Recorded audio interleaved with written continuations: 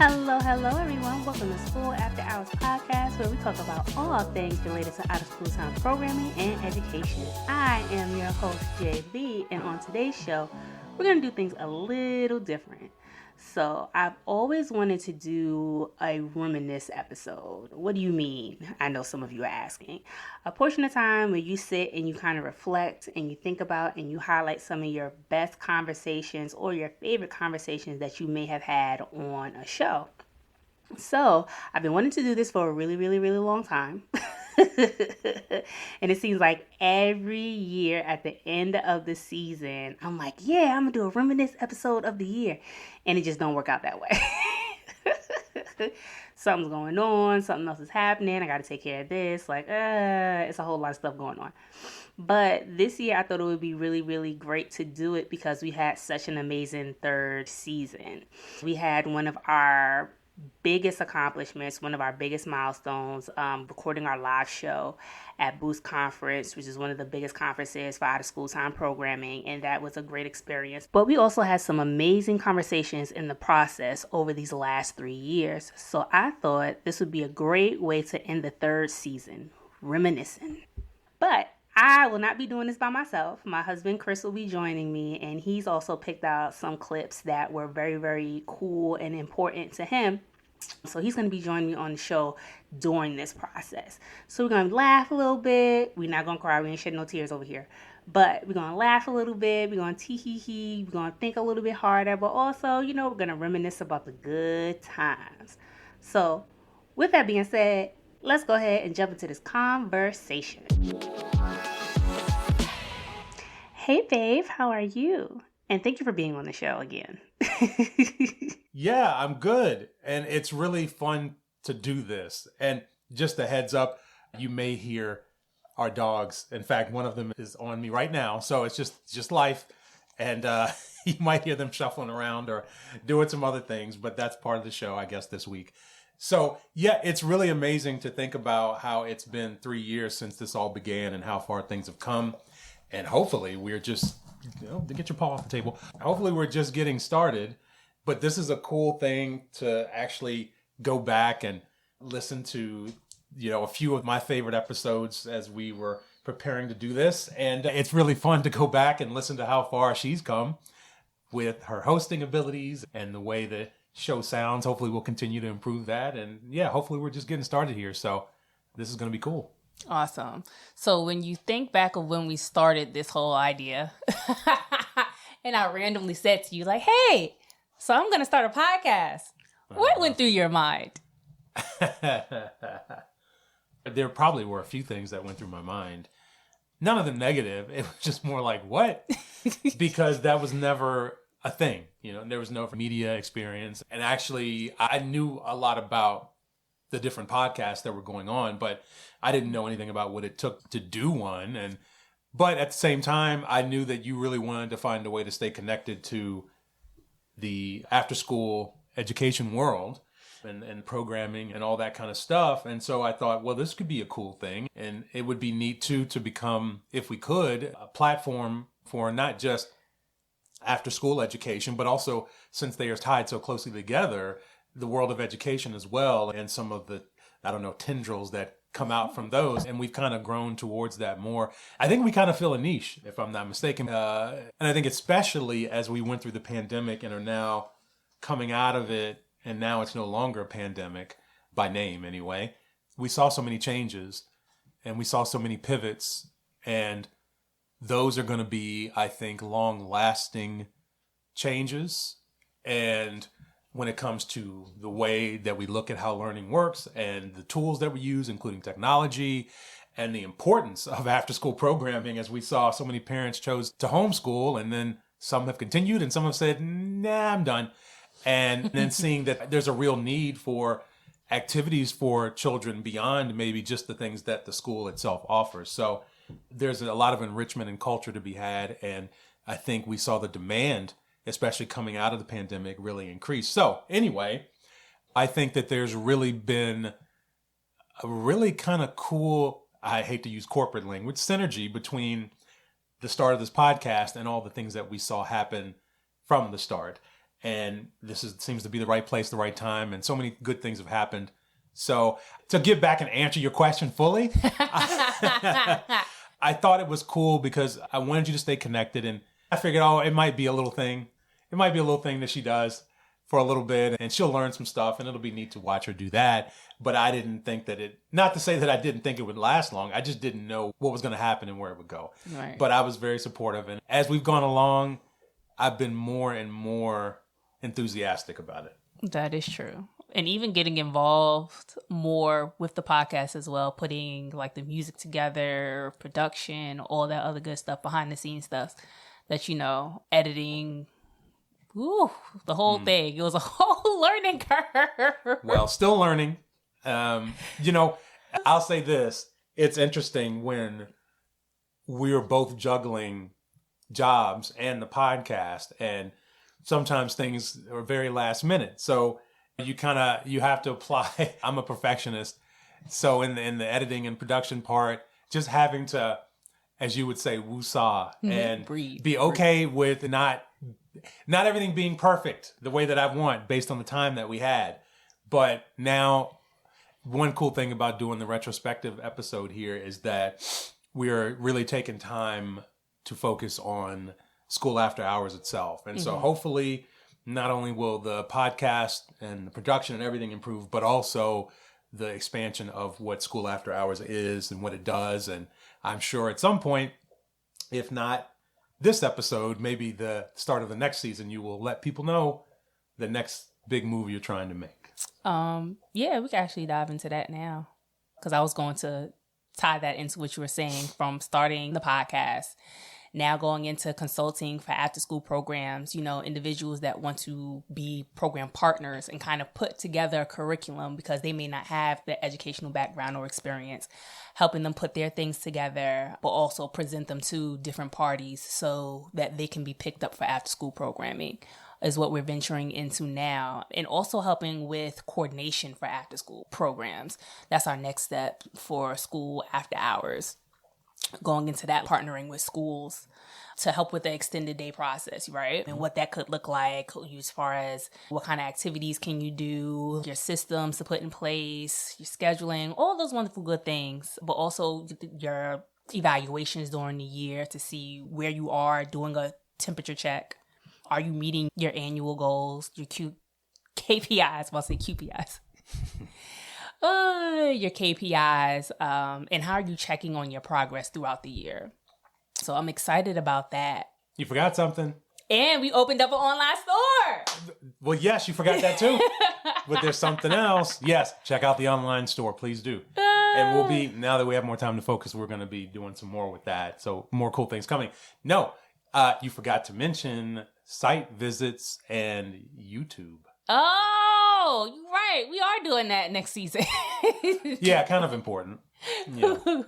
We are doing that next season. See, that's why you're here. Keep me on track. So yeah, it's like doing our actual, picking different programs to do an after school program highlight of what that actual program is doing and how they are impacting the youth that they serve, also the community that they serve as well, and see how does that look in the afternoon. But also moving out to YouTube to, cross our fingers, have a broader reach actually, and getting a little bit more interactive with you all so you can physically see who's sitting in the chair, our reactions in our conversations, just the fun that we have behind the scenes outside of the audio. You actually physically see the fun that we have on video. So I'm excited for that. We got some heavy hitters coming in 4th season too. So I'm like, yes, I'm thoroughly excited. Well, I reckon we ought to get on with the show. Check out my Southern word, reckon. And we got... Well, I'm acting like I'm the host now. I support it. Go ahead. We're going to switch roles. Okay. Sure. We got 5 clips we picked from across all 3 seasons, and we decided that we would do 2 each and then 1 that we both agreed. There's no particular order at all. And it doesn't even mean that these are our top episodes necessarily. It just means like our favorite clip from a favorite episode of ours, because there's a bunch of episodes that if I was going to make a list that I would include, especially like I really enjoyed the teen talks and things like that. But anyway, so I guess we're going to start our 5. It's a top 5 at the moment. It's not a 1 through 5. Again, no particular order. But let's get started. Awesome. So let's start off with our joint clip. So the clip that we found that we really, really agreed on and liked was our clip that we did with Cornelia Caliste Cooper, which is a colleague of mine, a sister girlfriend, that I actually had an opportunity with working with for higher achievement with. And Cornelia was excellent at building program culture, but also building relationships within the schools that she was in for higher achievement. And that just kind of trickled into doing other things. And anywhere that she was, it was just a rich sense of culture, expectation, thriving students, but also it had that family feel whenever you came through the door for after school programming. So I thought she would be an excellent person to talk about building culture for after school programs, but also building positive relationships in the school building at the same time. So I'm gonna go ahead and play this clip and we're gonna talk about it in depth. I also look for areas like program structure. So sometimes this can be like a really tough one. I love to see students leading in out of school time programs. That's huge for me. I mean, even the little ones can be greeters with having, a little sign, welcome to our after school program. It keeps students engaged, but also within the program structure, how students exit. Is there a policy for signing out students? But then also, is there a schedule? Like the schedule of the day. You think about when you have meetings in work hours, you want to know what this meeting is about. And usually someone provides you with an agenda. So when you're first walking in, do you know what's happening during any part of the day and where your child should be located according to that actual schedule? Well, I love that clip. And the entire clip hits home for me because I remember working in after school programming years ago, and not that many years ago, but it was a few years ago. And I love that sense of structure. I love that sense of safety and security and comfort for everyone in terms of things like, where is child A right now? And knowing without a shadow of a doubt where they are. Not just for parents, but, for us and everything like that. I think that is an incredible bit of not only structure, but it should be part of culture that's built in. A lot of times programs start and then they want something like that, but they didn't necessarily account for it in the way that they operate. Mm-hmm. And so it becomes up to an individual site to incorporate it rather than it being something that was a non-negotiable from the start. So I really love that clip. And I love that conversation that you all had about culture, because I think that no matter what kind of program you have, no matter what kind of intent you have or what kind of funding you have, if you don't have culture and structure interwoven into that, you're not going to be successful. You're not going to serve people well. And so that's why sometimes the programs with the least amount of staff and the least amount of funding are the best ones, because they have been very thoughtful about how they're going to operate. I also agree. Like you said, having that sense of safety, knowing where every child is, but also it sets a level of expectation, not just for the staff, but also for the kids. Be where you are supposed to be. Do not run around here trying to travel around with your friends and be like, oh, I'm switching my schedule. Says who? Mm-hmm. That's not how this works. Yeah. And also having that conversation with them so they can understand like the reasons for and the safety precautions of why it's important for them to stick to their schedules and be where they need to be. Like she said, a parent coming in, they may want to pick up the child early. I can't call you from music class if you down here in jump rope class. What are we doing? Jump rope class? What kind of class was that? We had jump rope. We were doing double dutch. It was a whole thing. Oh, okay. All right. I guess I'm out of touch. But yeah, making sure like those expectations are set for the students and also set for the staff, letting them know like if there is going to be a switch, it needs to be communicated through every administrator that is in the building that is facilitating after school programming. So if it happens that you did have to go to this class because you were given permission to, it's not I'm going to go over here today. That's not how that works. Yeah. that you were given permission to because of a specific thing or specific reading. Maybe there was a situation that took place in class the other day. So you need some time and some space to go do something else. Mm-hmm. Perfectly fine. But that has to be communicated to administration, and then it has to be decided by those in leadership as well. So the students begin to know there is a protocol, and us modeling it for the students so they can see and then know how to operate throughout life. Yes.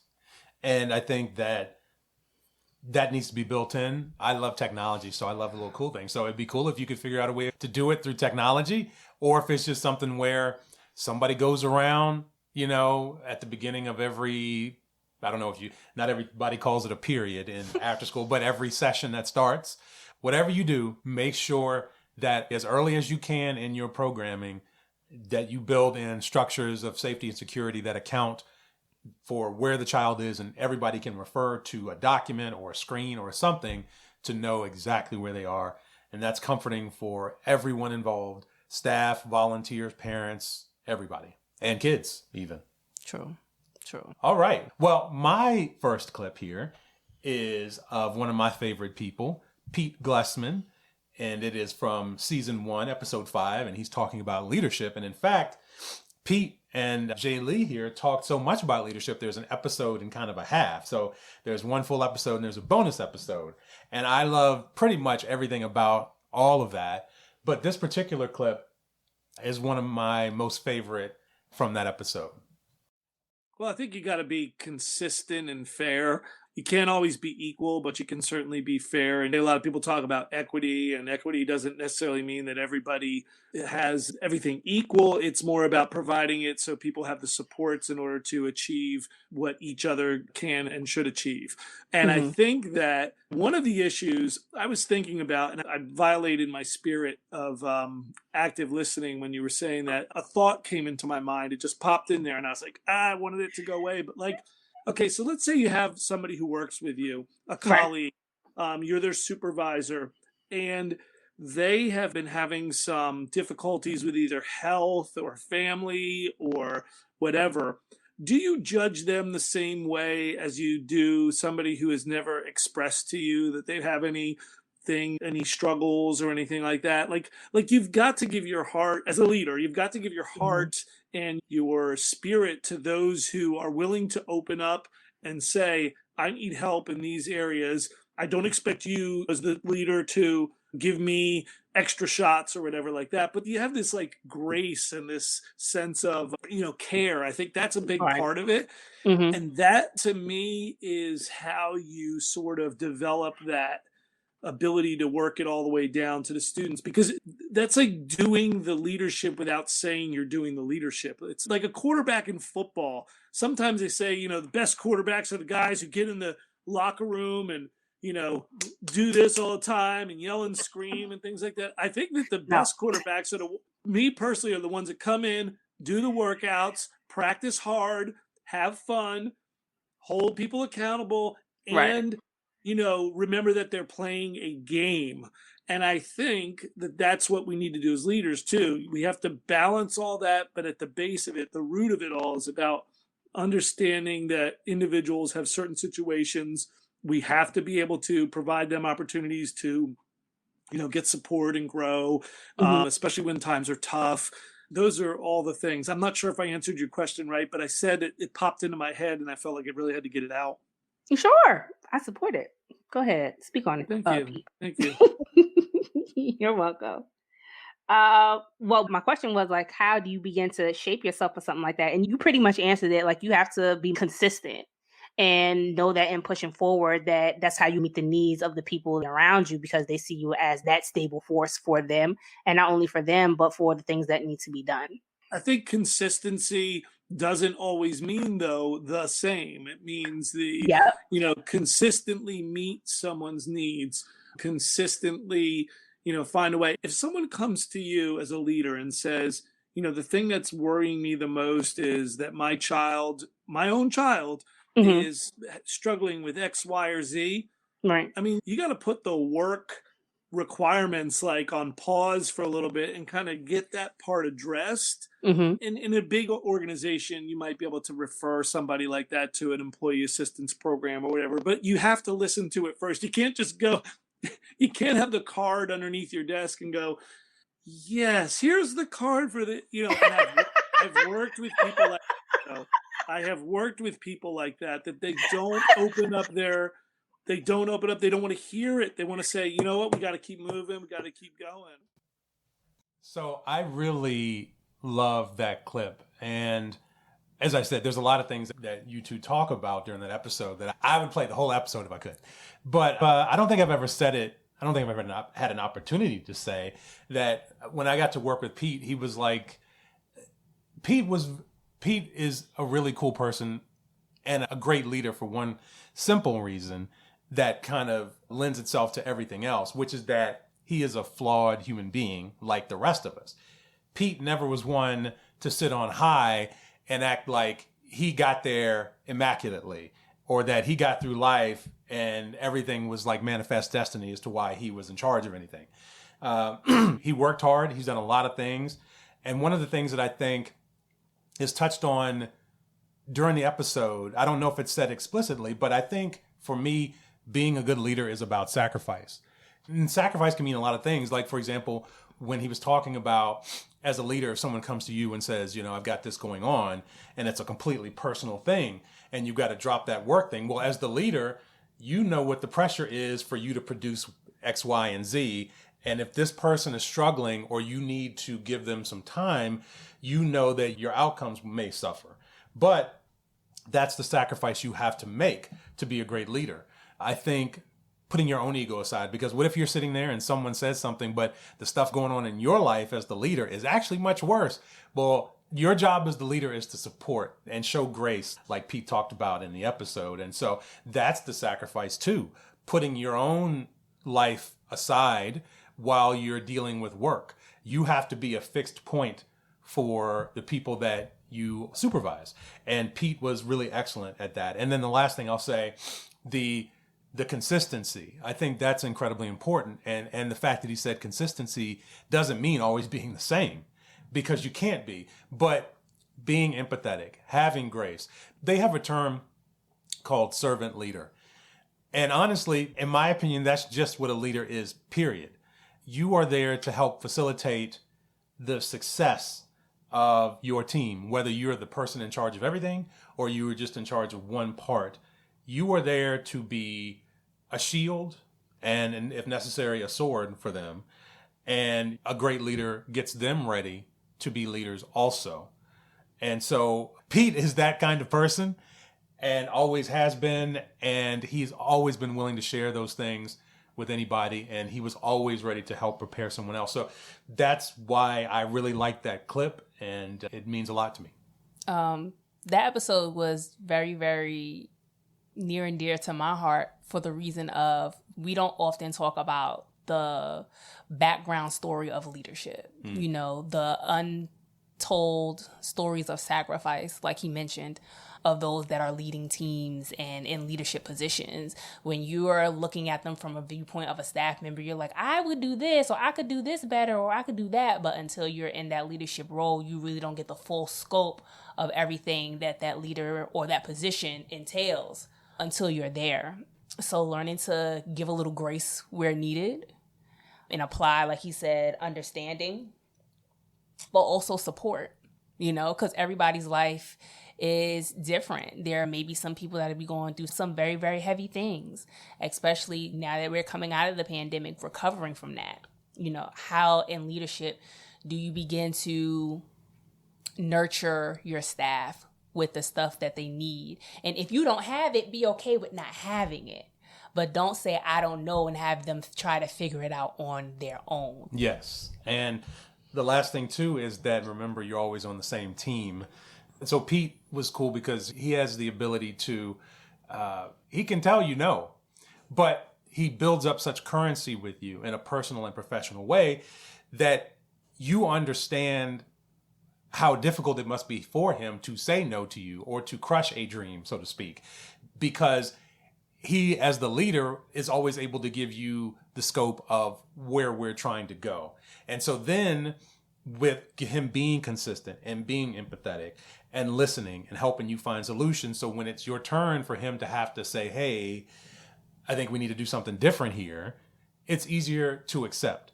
And so there's so many great things about when you find a great leader, you know it, and you always want to be on that team. You want to be their right hand.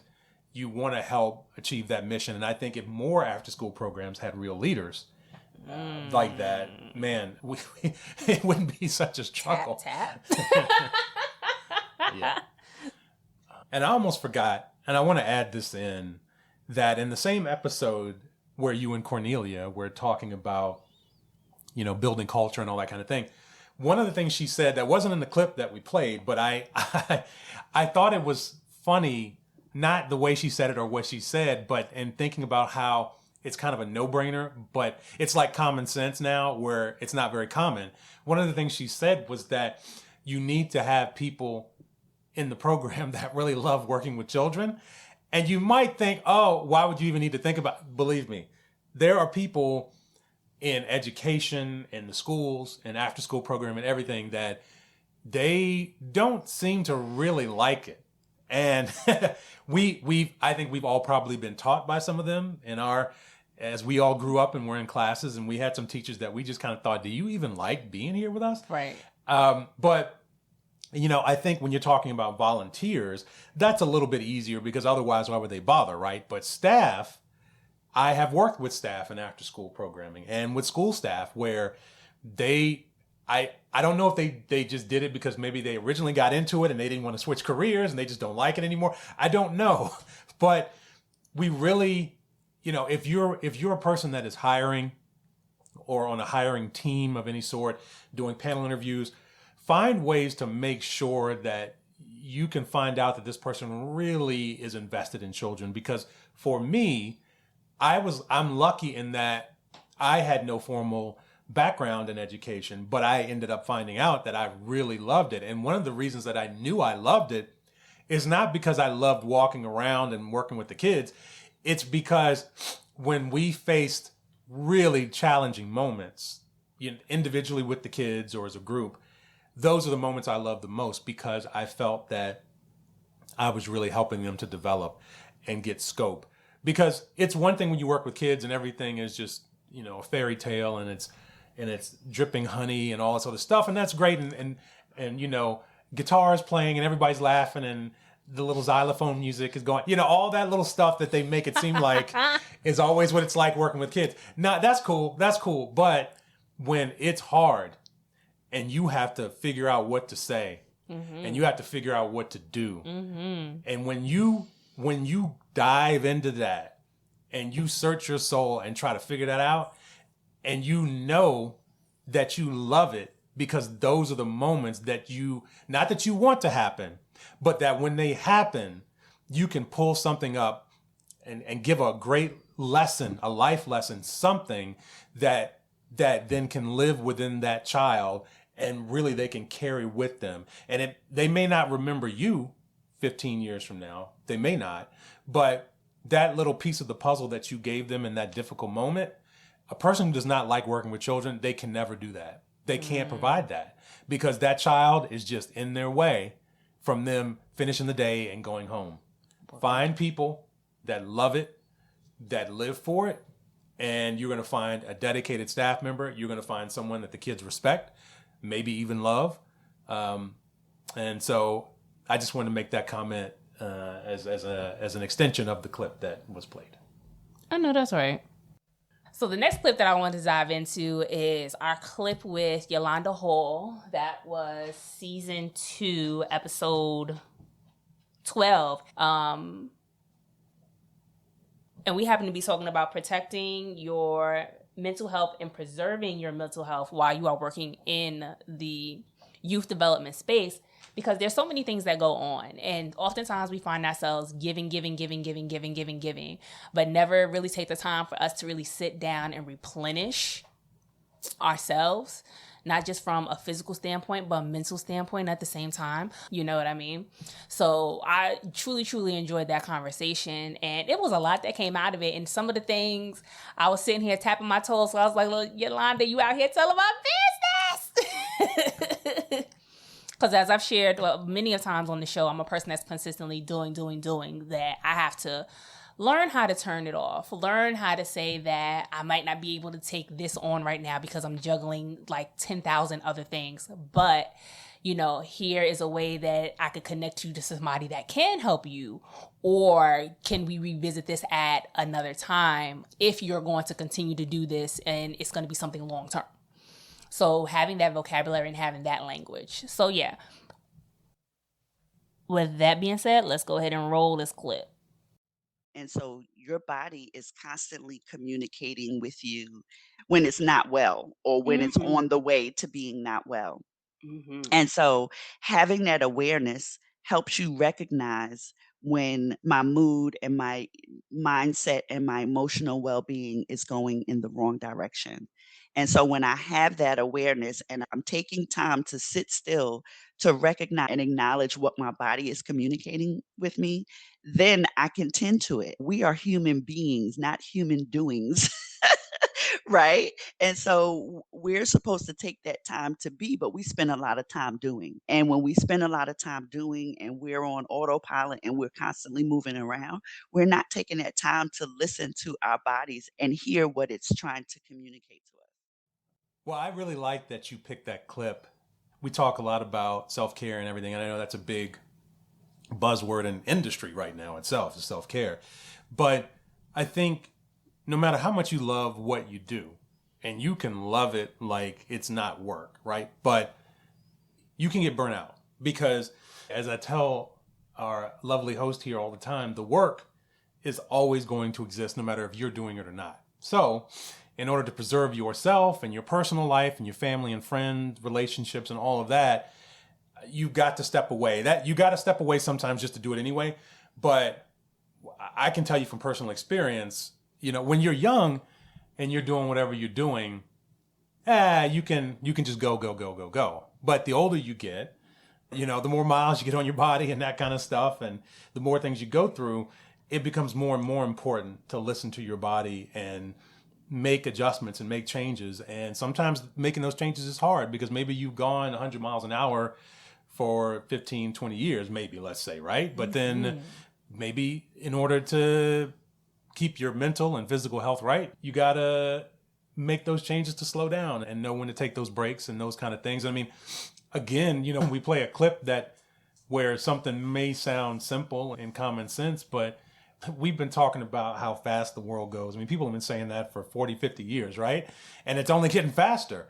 I'm a firm believer that we're not really made to go as fast as the world goes. We adapt in bursts and we get through and we try to get to those vacations and we try to get to that time off, but we're not really made to go as hard as we are forced to. So it's up to us, if we choose that life, that we have to learn how to make those adjustments. So yeah, great conversation. And it's odd, the older I've gotten and the more I've seen, I understand how vitally important those things are, because my grandmother used to say to me, and I understood it sort of at the time, but I understand it more now. She's like, work is just something I do for 8 hours a day. And she enjoyed what she did. But the truth was, her life was everything else. Maybe if you own the company, you know, your work is your life, maybe. But other than that, your life is your family and your friends and the things you love to do, the things that fill your cup. Because you can never, ever fill anybody else's cup if yours is empty. Mm-hmm. That is so true. And another thing that she mentioned in this episode is setting boundaries for balance. And something a little bit of what Pete touched in his episode, like when he was sharing, it's important to have that balance so then you can continue to support the people that you need to. Same thing here, like setting your boundaries so you know what you can do, but you're also letting everyone know that, you know, there is a limit. Please don't push me past this limit. Because this is the only thing that I'm capable to do. And when you go past this limit, you find yourself forgetting things. You find yourself rushing. You find yourself, consistently fumbling over yourself and just missing details. And it could be significant details that could be in like major projects. So I've had to learn how to say, I cannot take this on right now. Or being okay with sitting down with myself truly and just reflecting on and acknowledging the things that went well, because we're always so busy, or rather, let me use I statements. I am always so busy trying to get to the next things, I forget to acknowledge the accomplishments that have happened thus far, or even spend a moment to give someone praise or acknowledgement for the great work that they're doing and their process of growing and developing as professionals. In leadership, I think that's really important. Agreed. All right, everybody. So this is a good moment for us to take a break. Go ahead, stretch your legs, but don't go too far because we're going to come back with our next and our final 2 clips to share with you all, okay? See you in a moment.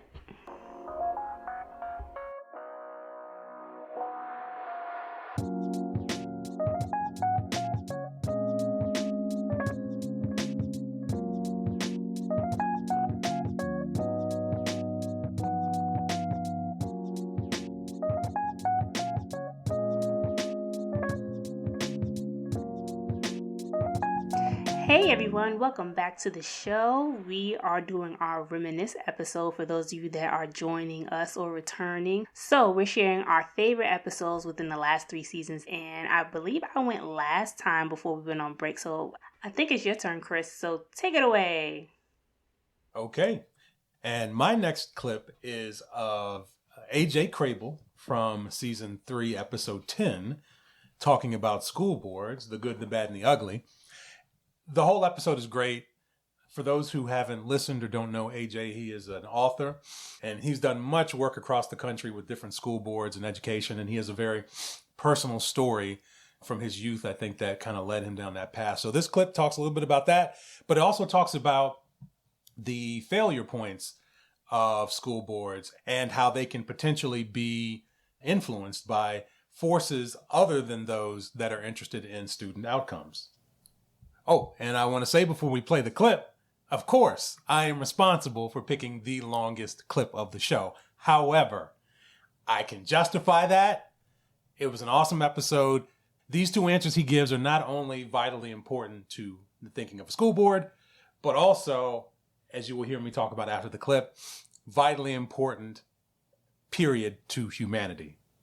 So check this out.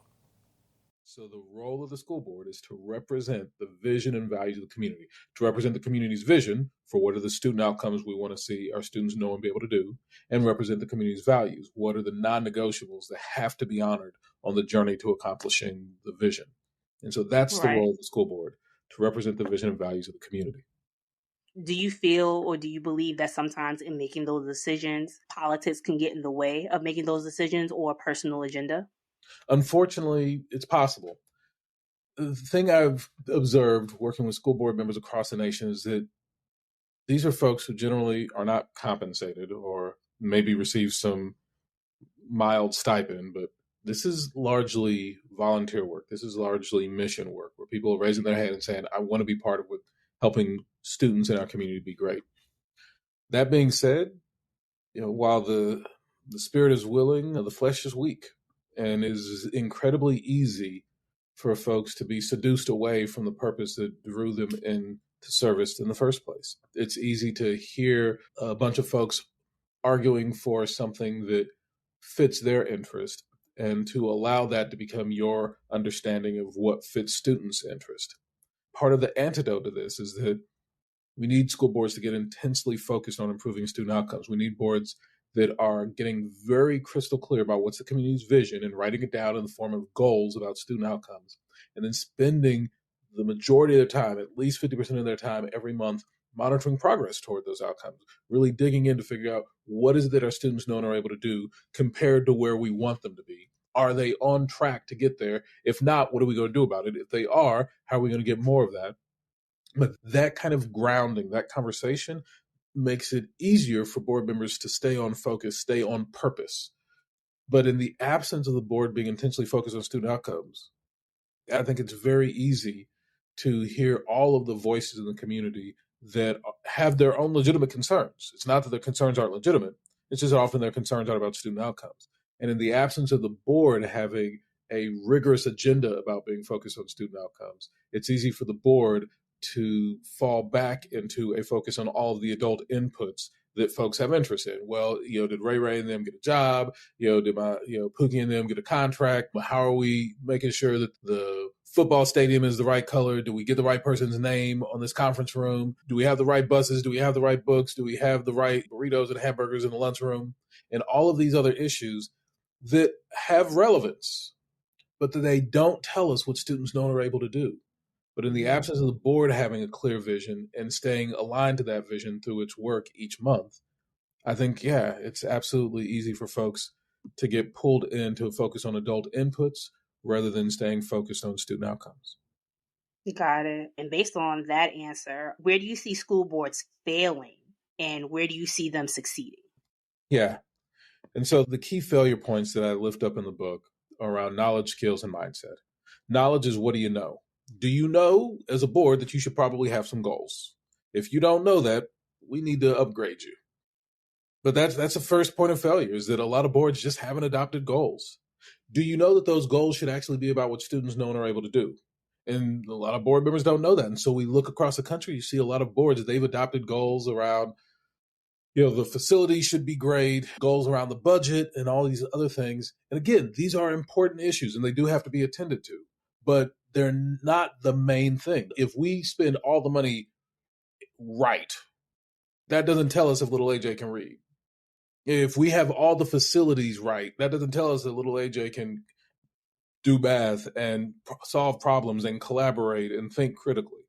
Like, all of the adult inputs are important. They're just not the reason school systems exist. And so the board can't make them the main thing. So board members often don't know that the goals need to all be about student outcomes. They need to all be about what do we want students to know and be able to do.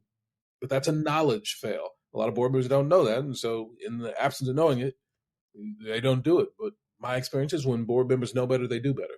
The second point of fail is around skills, where knowledge is what you know, skills is how do you use what you know. It's one thing to know that you should have goals about student outcomes. It's a whole other deal to actually be able to create goals about student outcomes. And so a lot of the work that my team and I do is actually working with board members to actually implement a vision for student outcomes focus. How do we change our agendas to actually be focused on it? These are skill issues. How do we actually implement effective monitoring during the board meeting? How do we effectively evaluate the superintendent based on accomplishment of the goals? These are matters of skill. A lot of boards just don't have these skills because they're not being taught. And so this is the second major area of failure.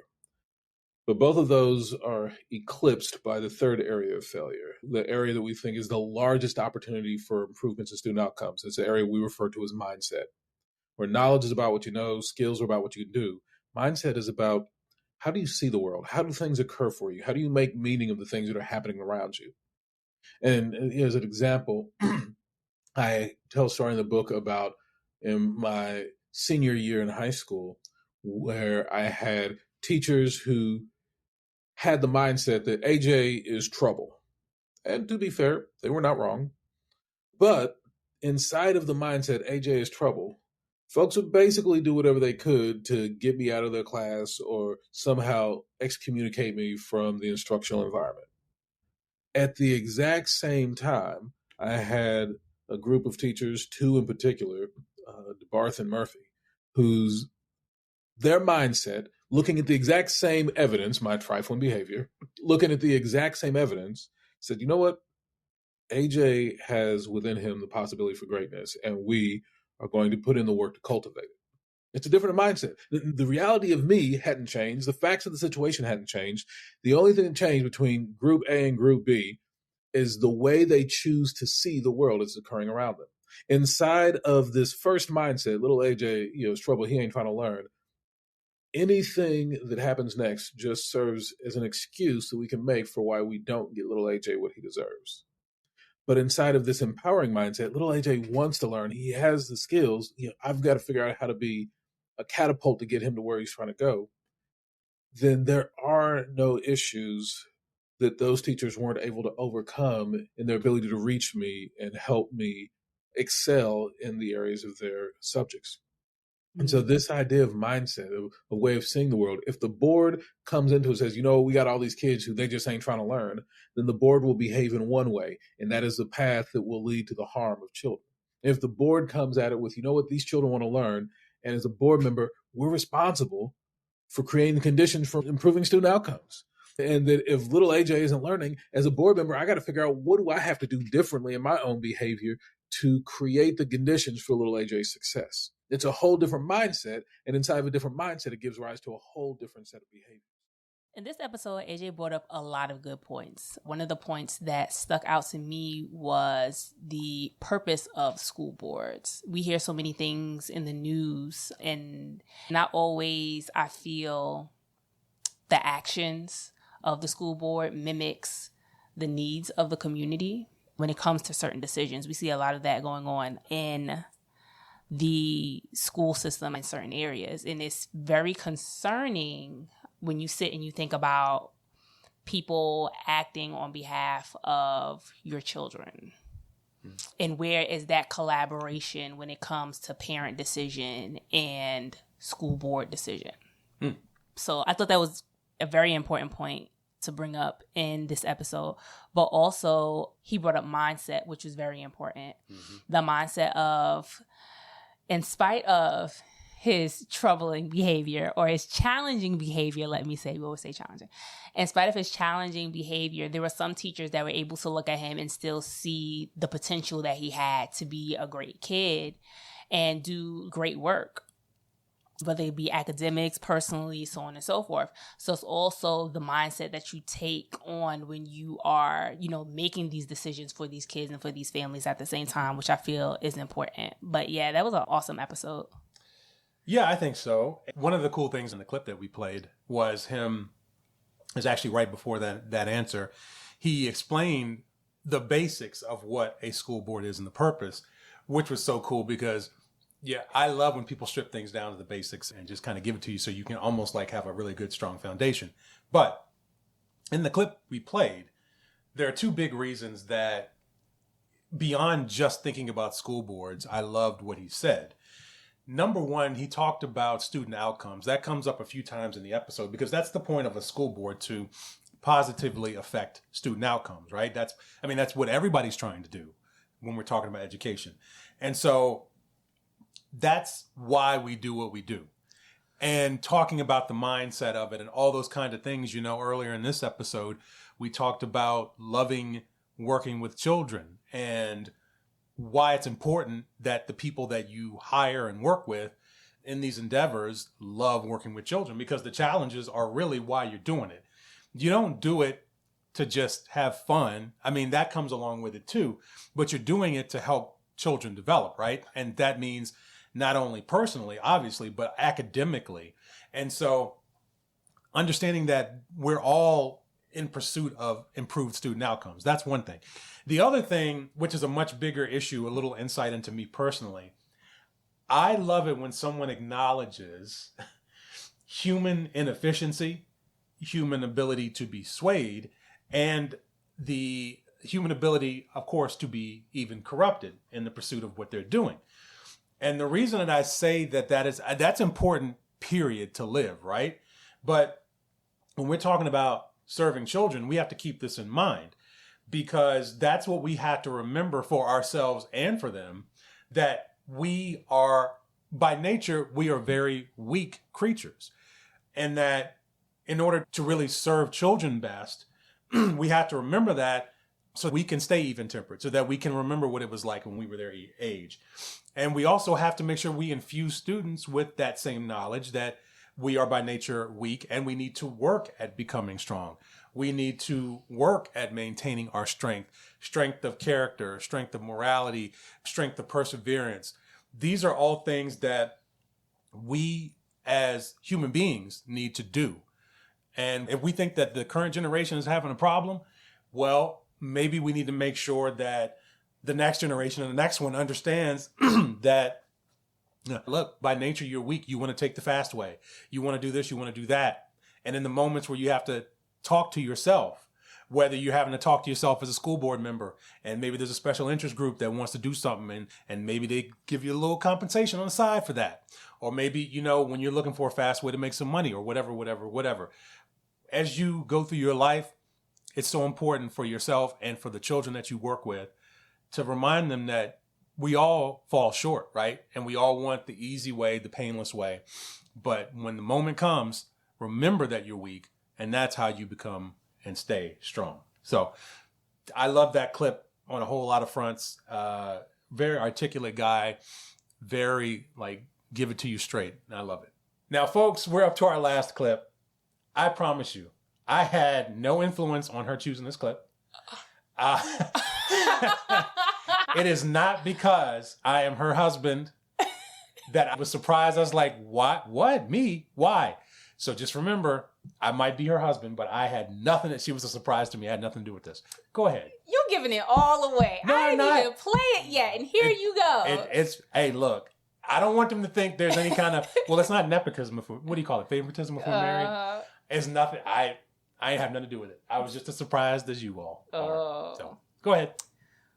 Well, the clip that he's talking about, it has him in it. I had Chris doing an episode on volunteering, and that was season 2, episode 3. And we were having conversations about what did it mean to be a volunteer, sometimes of the hurdles that you come across, mostly when you are a male going into mentoring, how sometimes it could be a challenge based on maybe perception or questions of support or even relatability depending on where you're coming from as far as demographic goes, but also in age. Because for some of us, if not most of us, it's been a minute since we've been in middle school or elementary or high school. So that relatable factor comes into play like, Dad, can we even come to the table and have a conversation? Because your music choices, I'm like, I don't agree with right now. But anywho, so this episode is from Chris when he did his episode on what it means to be a volunteer. And the last one that is super important. I was a man going into working with children. And that's such a big discussion. But I can tell you as a volunteer, it was almost a barrier to entry in a way. Because there's so many, I don't want to say stereotypes, but there's a stigma sometimes. And even to this day, the majority of people working in OST programming, they're female. And I can tell you as a staff member, when I had to recruit and train volunteers later, and to this day still, it's hard to get men involved, but then also even harder to get men of color around these kids. It's so important. And so when you think about volunteering, and I'll get back to being a man in OST really quickly, but I just want to put, because this is something that was always very dear to me in terms of something to tackle. You talk about representation. You want to have Hispanic volunteers to work with Hispanic kids. You want to have men to work with the boys and women to work with the girls. And it doesn't mean that those things have to be man to boy. And it just means some children respond better. You want to see and be around people that are like you, not exclusively necessarily, but it helps and in terms of language, in terms of shared experiences and all that stuff. So to go back to being a man in OST, ironically, what would end up happening is the majority of the groups that I mentored were girls, which was funny enough. But I remember just kind of being like, do I fit in the space? Which is odd because everybody needs to be in that space working with children. So I never expressed that to anyone. And I never heard anyone express it to me until much later when I was training folks. So it's really interesting to hear that clip again. And one of the reasons that I think it's really interesting is because I haven't been in the OST space in terms of serving there for, quick math in my head, I guess it's been 6, wow, time is flying, 6 years, yeah, in terms of being a volunteer and that kind of thing.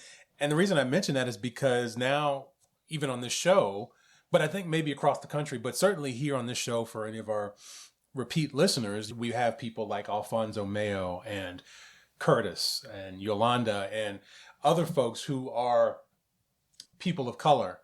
And they're running programs where you have volunteers and staff and mentors and everything who are other people of color and males. You know, they're trying to still get males. I'd be interested to know unless I missed something in one of the episodes, have they had success getting men of color in their programs to?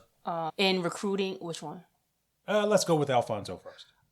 In recruiting their youth, they have a good success rate of recruiting their just graduating students, their students coming from college, because it's a peer-to-peer program as well. Mm-hmm. So they have good retention. There we go. When it comes to recruiting their young men to come back and volunteer. And I believe also their young women to come back and volunteer too. Mm-hmm. Well, I think that's a great system that they have to kind of invigorate the spirit of people of color continuing to come back and work, especially the males, And again, it's not about just that. It's just about having everyone represented at all these programs. It doesn't mean you have to have a black man working with a black boy. It's not that. I don't believe in that. I have seen great mentor relationships of white females with black kids. Like I've seen black females with white kids, like any combination you can imagine, Hispanic with black and Hispanic with white and all that. You need people of all ages. Everybody needs to be there. But I don't know if it's different now because I'd have to see some data and just get some firsthand experiences. But a few years ago, at least here in Richmond, in this area, and I know it was a problem in general across the country because I spoke to other programs during my time, that just getting men and then men of color was tough. So I only bring that up just so that, if anybody's thinking about it, like target that, really get that so you can have everybody on the spectrum there culturally. And it is funny thinking back too about how most of my groups were girls and like all girls. It was me, 30-something-year-old man with this group of middle school girls. And it's funny because I had a couple of mixed groups and then a couple of all boy groups throughout my years. And it is true, the boys are easier, to deal with for sure. Pardon my voice, but the girls were more rewarding to work with. And I don't know why that is. I don't know if it's because it is true that they mature faster and you have much more interesting conversations. But also, honestly, I think the boys respect men, maybe just out of hand. It's just kind of a natural thing. But I always felt like when the girls got to a point of respect, like you had very fierce loyalty on your side and they would really be into the lessons and everything like that. So it was a really rewarding experience, but no matter who I was working with. Also, I want to add one last thing in before we finish up on this clip. I said it was tough being in after school programming and nonprofit programming, working with children while being a man. But also to this day, still, most nonprofit work is still done by females, no matter what nonprofit it is and what their field is within nonprofits, right? And so there were challenges too, because for years, I was the only male on 2 or 3 teams for years. So I like to think I'm a pretty good stand-up guy. So I never really had problems, but you also got to be careful. You just got to make sure you maneuver the right way and you present yourself the right way and all those kind of things. Because, if you have that double combination of working with children and then working with amongst the majority of women, just make sure you're above reproach and that kind of thing. And so that was an interesting aspect of doing the work, but also having to do those things let me know that I really did love doing this stuff. So it was kind of like I said in the clip that I think I said something about barrier to entry sort of as being a male, but also, a lot of times I think for me, it was kind of like that barrier helped me know, like, am I for real? Mm-hmm. Is this what I really want to do? And I loved it. And I still miss it to this day. And at some point, I really do hope to have the time and space to find a way to do it again, whether as a volunteer or a professional. But anyway, why did you pick that clip? I picked it because I felt you touched on something that was very important as far as being a male coming into this space, but also being a male working with children and working with girls. And like you said, sometimes depending on who you are, people can get misconceived notions. Mm-hmm. And I know we had a background conversation about this. If you're perceived in a certain way, and the perception may not even be right. It could be dead wrong. But if you're perceived in a certain way as seen as inappropriate or out of pocket or not interacting in the space with your students well, or what is seen as the right way, you're basically done. Yeah. Yeah. And we see it play out in the public space in general, where an accusation, I mean, you're losing money and work. You know, we've seen it in the private sector. We've seen it in Hollywood, whether things are true or not, you know. So, and when you're talking about working with children, if there's even any suspicion and someone says something, then that might be it. And then you got to kind of live with that stigma. And I was very fortunate. And like I said, I tried to make sure I moved in a way that no one could even question anything, because I was there genuinely to help these kids along, and there was nothing else there. And I've made sure, you know, and that's the thing, you got to go the extra mile when you're a male. You know, women can do all the hugging and all the, oh baby and all, like I couldn't do any of that. As much as I might have wanted to comfort in a certain way, I had to always be aware, like if somebody's trying to give me a hug, we get a side hug. We're not doing any embracing or anything like that.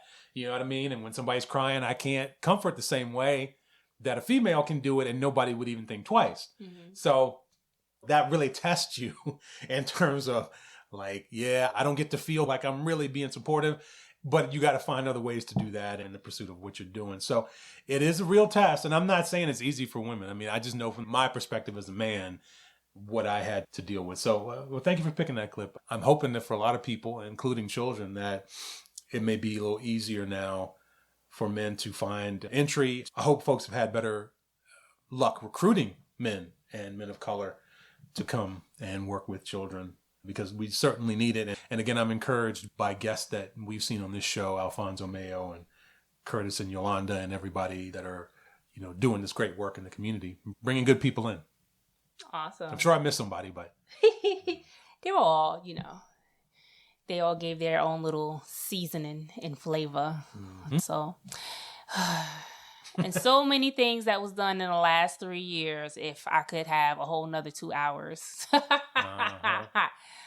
to pull out more of these episodes, you know. Hopefully in another few years, we'll have more to reflect on. And I'll just say this last thing, that what's been cool for me is to hear guests of all types come on the show and say something out loud that, you have those things where you're like, is it just me? Or, and then it's like, you hear someone else say, you're like, okay, all right, cool. All right. It's not just me, and I'm not the weird one here. Right. So, that's been really cool. Like almost everyone has had a moment on the show I've heard it and been like, oh, okay, good. All right. It's not just me. That's great. So that's a cool aspect too. Gotcha. Well, all right, everybody. You know, we're going to shut this down and bring it to an end. Hold on, wait, y'all. So we're about to shut this down. And there is one episode that I had to play because it's a big accomplishment on our part. And I think it will pave the way for what we want to do moving forward in our shows. And the big thing that I'm talking about is being at Boost Conference and doing a live show, which was amazing. It was so much fun. Shout out to Boost Conference and the Podcast Lounge for allowing us to come and shoot our live episode. So as many of you heard before, if you've listened to my previous episodes leading up to conference, I talked about I had Boost on my mind and doing a live shooting there for a while. So the opportunity came for us to actually apply and do one, and I applied and got it, and it was the amazing experience of my life, and one of the amazing experiences of my life. I was going to say, you did marry me. You right. Right. I mean, we had a wedding that I paid good money. I mean, you know what I mean? But whatever. Okay, go ahead. And I had the wonderful benefit of having Ben Trentleman from the Utah After School Alliance there, as well as Alexis Steins from After School Alliance with us, talking about after school programming and what it looks like coming out of the pandemic and how programs are recovering, and talking about meeting the basic needs or meeting the changing needs of students and staff and the communities that we served as out of school time programming. So in Ben's clip, he sheds a little light on that. So I wanted that to be shared with everybody. And here's the clip. Well, one of the first things that comes to mind for me is consistency and stability for the kids in the communities. There was a ton of fluctuation over the last few years as we were all living in that same boat, and I think that we were all craving those same things. And I think that when it comes to the kids in the communities that we're serving, those needs are amplified. In any program that you're in, if you don't have structure, then it becomes a lot more chaotic. If you're running into behavioral issues or things like that, a lot of times you can pin that down to the structure of your program and how consistent it is and what types of relationships that they have in there. And so we've seen a lot of really tremendous need for more social and emotional support for kids, more support in helping them to build strong bonds and relationships. It was a lot for people to come out of the seclusion if they were at home and learning. That was a really good clip because I think it ties into some of the other clips that we played today where we talked about students struggling or different structural things or experiences in general, right? So whether you're talking about your mentors or your staff or your students or whatever, everybody's experience, all of that really comes down to how you structure your program, right? So if, like Ben said, if someone's having a bad experience, then you got to look at the structure. It's more than likely part of the structure that's an issue. I'm talking. Why are you clicking pins? I'm sorry. See, this is what I got to deal with, folks. So I think it's, again, I'm a big fan of people telling it like it is. And, you know, a lot of times we think that we can substitute strong structure and just say, well, we have really great intentions and we're doing great work. But that's not enough. If you don't have a good structure, it doesn't matter what the road to hell is paved with good intentions, right? So build a different road, build the road better. And that way, everybody's going to have a good experience. You retain staff better. You retain your students better. You retain your volunteers better. Everybody's happier, especially now. And the last thing I'll say is, as messed up as it sounds, there is, as they say, a silver lining in every cloud, right? So the pandemic, while horrible and in so many ways, one thing that I think it shed a lot of light on that we all needed certainly in this country is, number one, childcare, of course. That's, we talked about that and in relation to after school programming kind of being a great enriching experience in place of childcare sometimes. But also we had to look more at the needs of children and how they learn and why they succeed, why they fail, what part all the adults in different roles play in that. And certainly in after school, we had to look at experiences in general because we saw a lot of programs say, well, we didn't really want to stop, but we had to get creative. So how do we keep that same experience, but do it virtually? And then that made them figure that out. And then when they came back, they could think even deeper about experience based on the resources. I mean, because, right, like we all have limited resources when we're talking about after school programming. So you can think about how do we get more creative and keep the fun in it and keep the enrichment in it. So in that sense, I think we all had to think more about how do we serve our communities, no matter what we do. And what will we lax in? And then how do we tighten that up? And how do we keep it tight now that maybe some resources came back and some didn't? So how do we keep that same great enriching experience for everybody? Yes. Along those lines, I thought about what he said based on structure, how you structure your program, but also knowing that things change and being flexible in that change. What you started off with is not always what you're going to end up with. As you're growing, as you're progressing, you're going to have to go back to the drawing board and see what is working and what's not working and make your adjustments accordingly. I'm sorry. I'm just thinking about clicking a pen so bad. Anyway, I just want to click a pen so bad while you're talking, just so you can see how I feel. Losing my train of thought, sir. Well, I mean, do better, I guess. Whatever. So back to what I was saying before this gentleman interrupted me with his facial expression. Better than a pen. Making all that excess noise. What was it? I really did mess you up, didn't I? Yes. I don't know. Oh, sir. And now you got your phone going off. You know what? It's on vibrate.